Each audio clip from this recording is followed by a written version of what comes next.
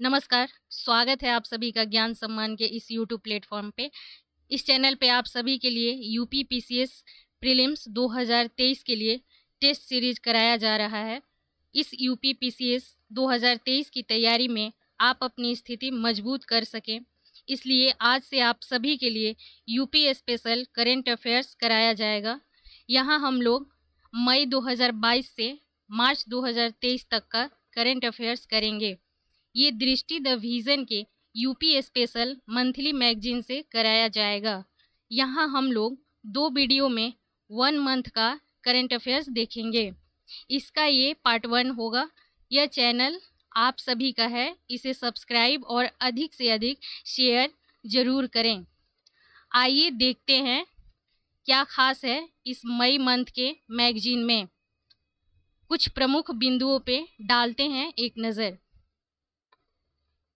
ई pension portal, Bundelkhand expressway, मालन नदी का पुनरुद्धार, greenfield economic corridor को मंजूरी, यूपी के सभी जिलों में बनेंगे drug ware house, Uttar Pradesh के डिग्री कॉलेजों में जल्द शुरू होंगे e learning park, Uttar Pradesh के प्रत्येक जिले में विकसित होगी हाईटेक नर्सरी, ताजमहल विवाद संबंधी याचिका पुनः दाखिल, लखनऊ, नोएडा व गाजियाबाद समेत 15 शहरों में बनेंगे इंडस्ट्रियल पार्क, भातखंडे संगीत महाविद्यालय को सांस्कृतिक विश्वविद्यालय का दर्जा, वरिष्ठ अधिवक्ता अजय कुमार मिश्रा होंगे प्रदेश के नए महाधिवक्ता, थारू जनजाति संग्रहालय, ज्ञानवापी मस्जिद विवाद, राज्य में 250 स्थानों पर स्थापित होंगे प्लास्टिक कचरे के संग्रह केंद्र, रामपुर में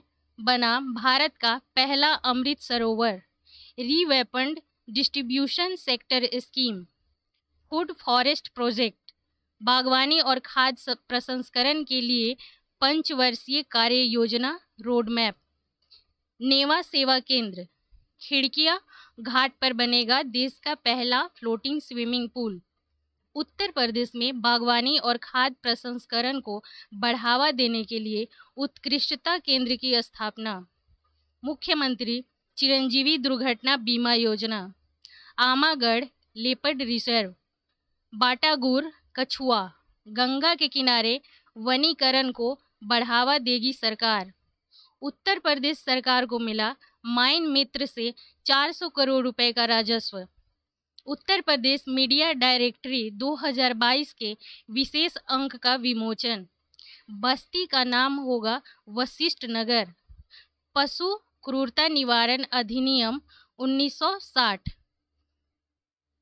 पहला मुद्दा देखते हैं। ई पेंशन पोर्टल चर्चा में क्यों है? 1 मई 2022 को अंतर्राष्ट्रीय मजदूर दिवस के अवसर पर मुख्यमंत्री योगी आदित्यनाथ ने सेवानिवृत्त सरकारी कर्मचारियों को पेंशन का पारदर्शी और परेशानी मुक्त वितरण सुनिश्चित करने के लिए एक नया मंच ई पेंशन पोर्टल शुरू किया। प्रमुख बिंदु। पोर्टल के बारे में मुख्यमंत्री ने कहा कि यह end to end online pension portal pension प्राप्त करने की प्रक्रिया को सरल बनाने के लिए वित्त विभाग द्वारा विकसित किया गया है। यह पेंशन भोगियों को शारीरिक रूप से कहीं भी जाने की आवश्यकता को समाप्त कर देगा और प्रक्रिया को पारदर्शी, कागज रहित, संपर्क रहित और कैशलेस बनाएगा।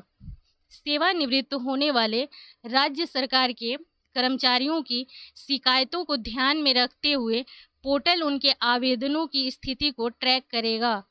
केंद्र सरकार द्वारा दिए गए दिशा निर्देशों के अनुसार राज्य के वित्त विभाग ने पोर्टल बनाया है, जिसमें 59 वर्ष 6 महीने की आयु प्राप्त करने वाले कर्मचारियों की स्थिति को ट्रैक करने का विकल्प होगा। इससे राज्य के लगभग 11.5 लाख पेंशन भोगियों को लाभ होगा। यह प्रणाली राज्य सरकार के कर्मचारियों के लिए लागू की गई है और जल्द ही अन्य विभाग भी इस प्रक्रिया में शामिल होंगे, जिससे लाखों लोगों को लाभ होगा और किसी को भी पेंशन के लिए भागना नहीं पड़ेगा। अगला मुद्दा, बुंदेलखंड एक्सप्रेसवे चर्चा में क्यों है?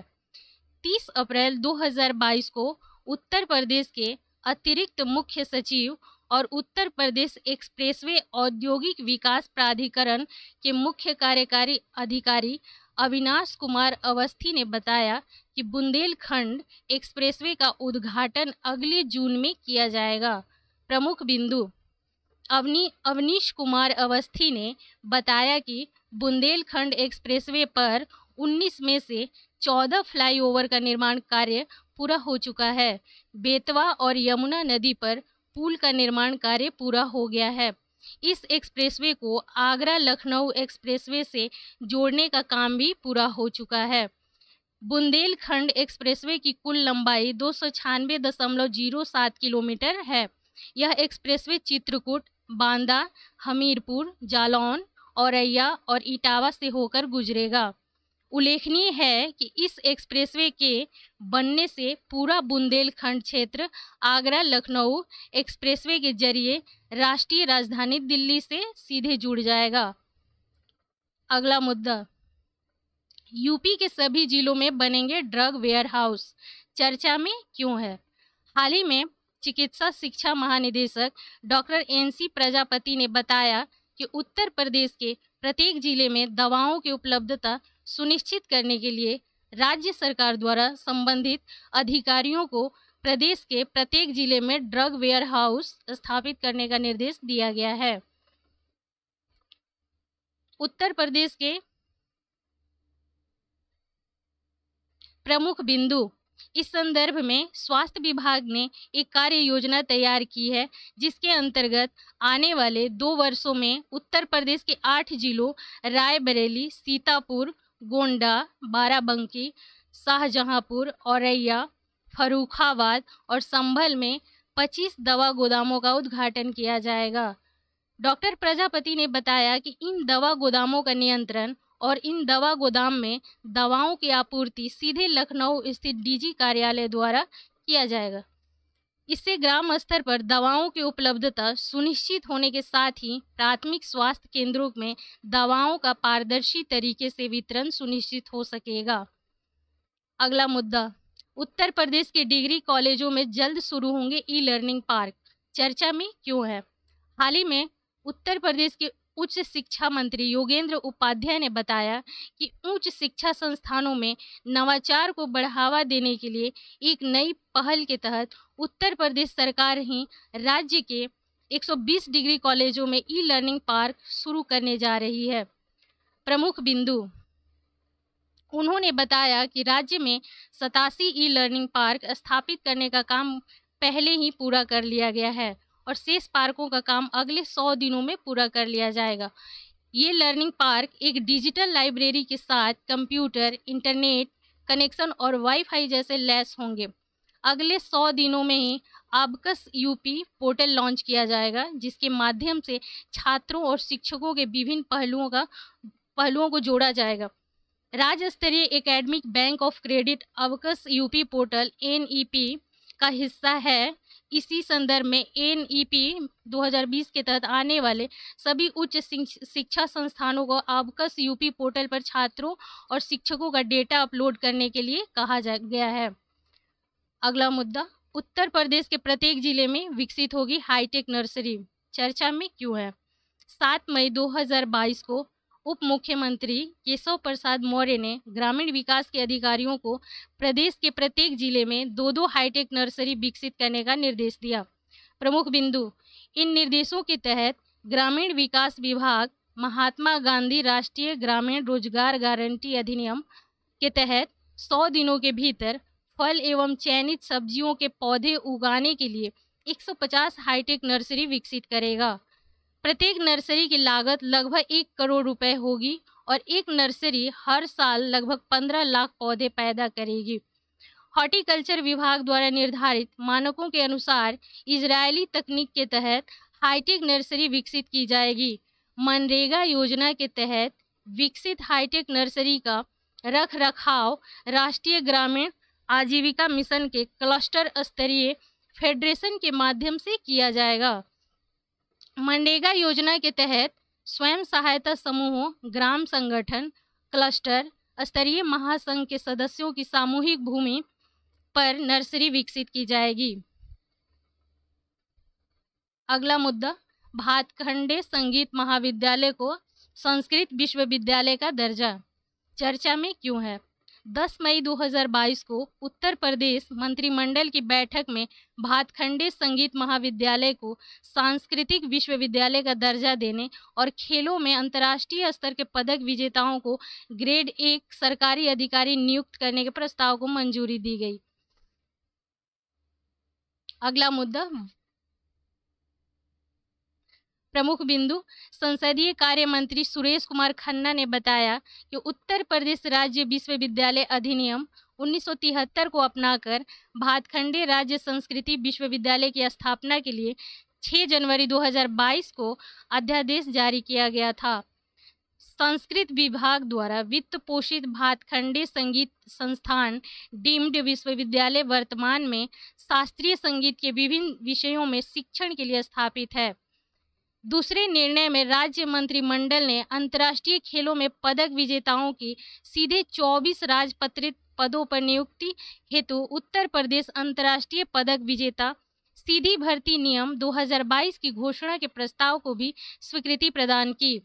ये 24 पद ग्रामीण विकास, माध्यमिक शिक्षा, बेसिक शिक्षा, गृह, पंचायती राज, युवा कल्याण, परिवहन, वन और राजस्व जैसे 9 अलग अलग विभागों के हैं। ये सभी पद लोक सेवा आयोग के दायरे में हैं और नियुक्तियां आयोग की समिति के बाद की जाएंगी। इसके लिए कार्मिक विभाग ने उत्तर प्रदेश लोक सेवा आयोग विनियम 1954 अधिनियम में आवश्यक संशोधन किए हैं। जिन पदों पर नियुक्ति की जाएगी उनमें बीडीओ, बीएसए, डीपीआरओ, सहायक खेल अधिकारी, नायब तहसीलदार और डिप्टी एसपी शामिल हैं। खेल और युवा कल्याण मंत्री गिरीश चंद्र यादव ने कहा कि ओलंपिक, एशियाई खेलों, राष्ट्रमंडल खेलों, विश्व कप या विश्व चैंपियनशिप के साथ साथ पैरालंपिक खेलों में पदक विजेता इन पदों के लिए पात्र होंगे। साथ ही व्यक्ति को उत्तर प्रदेश का मूल निवासी होना आवश्यक चाहिए। अगला मुद्दा, वरिष्ठ अधिवक्ता अजय कुमार मिश्रा होंगे प्रदेश के नए महाधिवक्ता, चर्चा में क्यों है? 10 मई 2022 को उत्तर प्रदेश मंत्रिमंडल ने सुप्रीम कोर्ट के वरिष्ठ अधिवक्ता अजय मिश्रा को राज्य का नया महाधिवक्ता नियुक्त करने के प्रस्ताव को मंजूरी दी।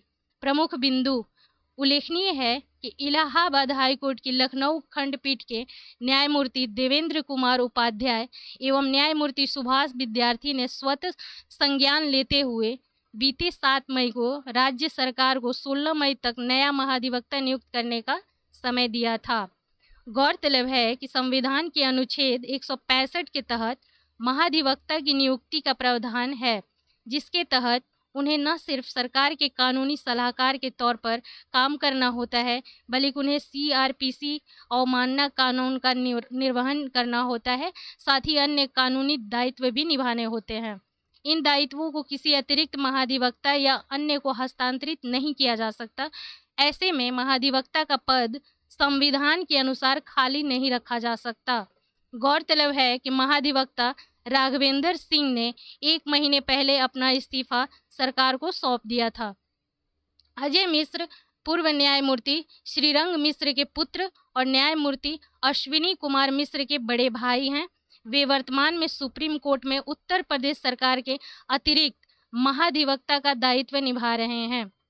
अगला मुद्दा, थारू जनजाति संग्रहालय चर्चा में क्यों है? 11 मई 2022 को उत्तर प्रदेश सरकार के एक प्रवक्ता ने बताया कि बलरामपुर जिले के थारू आबादी वाले इमिलिया कोडर गांव में राज्य का पहला आदिवासी संग्रहालय थारू जनजाति संग्रहालय बनकर तैयार हो गया है।